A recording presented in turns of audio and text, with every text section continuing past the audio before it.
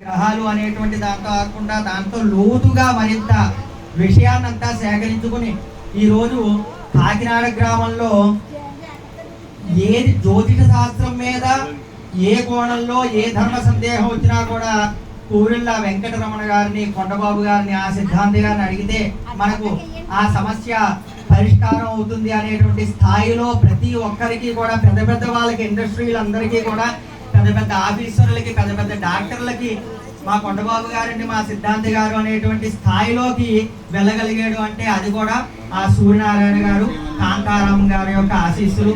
అలాగే మా విద్యత కడుపు చలవ, అది మాత్రం ఖచ్చితంగా చెప్పుకోవాలి. ఎందుకంటే ఈరోజు కుమారుడు అంత స్థాయిలో ఉండి చిన్నపిల్లవాడైనా సరే ఎంతో ఖరీదైనటువంటి జీవితాన్ని ఆస్వాదిస్తున్నాడు అంటే మాత్రం అది ఖచ్చితంగా తల్లి చేసుకున్నటువంటి సౌభాగ్యము, ఆ తల్లిదండ్రులు చేసుకున్నటువంటి అదృష్టము.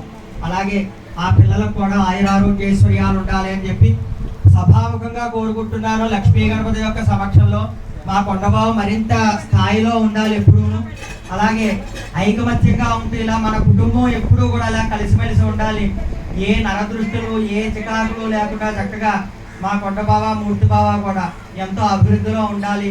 వారు ఎప్పుడూ కూడా సుఖశాంతులతో ఉండి తల్లిదండ్రులకి ఇలాంటి కార్యక్రమాలు చేసుకుంటూ వాళ్ళ జీవితంలో జరిగేటువంటి కార్యక్రమాలు కూడా భగవంతుడి యొక్క ఆశీస్సులతో అన్ని జరిపించుకుంటూ ఉంటారని చెప్పి కోరుకుంటూ కార్యక్రమం ప్రారంభం చేస్తున్నామండి. అయం ముహూర్త శుభ ముహూర్తోస్తు